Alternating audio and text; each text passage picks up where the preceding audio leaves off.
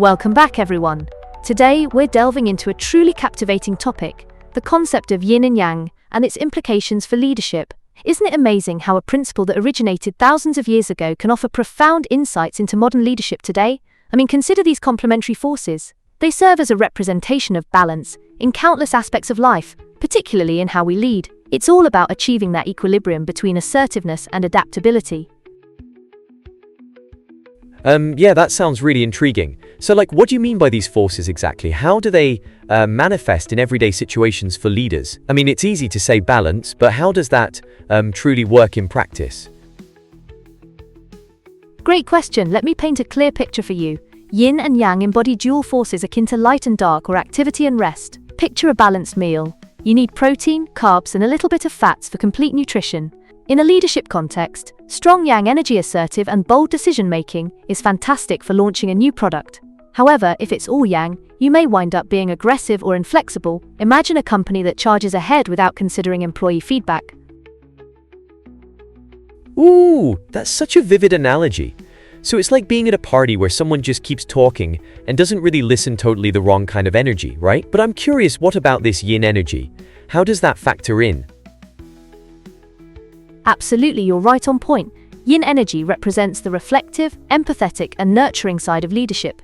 Imagine a leader who is excellent at building relationships, like someone who feeds everyone brownies at team gatherings, genuinely listening to their concerns. However, if they lean too much into this nurturing aspect, it could be challenging for them to assert themselves when tough decisions arise. What happens if that people-pleaser leader eventually has to deliver tough feedback? Right? It's like trying to sidestep conflict at any cost, which sounds super risky for leadership. So, how exactly do leaders strike that right balance in their personal styles?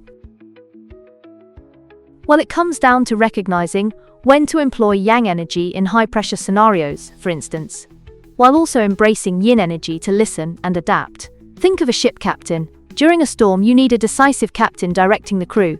But once the storm has passed, that empathetic leader is necessary to boost morale and hear the crew's worries. Wow, that's such a cool metaphor.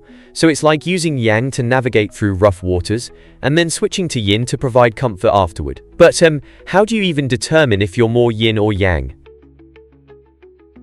Good observation. You can actually examine your BaZi chart, which reveals your energy tendencies according to Chinese astrology. For instance, someone with a Yang Day master tends to take the lead boldly and assertively, while a Yin Day master will lead with empathy and care. It's such a fascinating concept, right?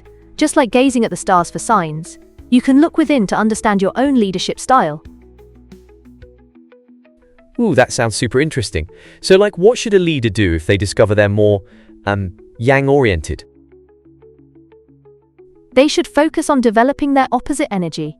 If you're naturally assertive, try honing your listening skills and practicing patience. That growth mindset is vital. When positioned in a yang-driven environment, they can still adopt yin for team building by ensuring everyone feels included. Maybe hosting a meeting where they say, "Hey, what are your thoughts?"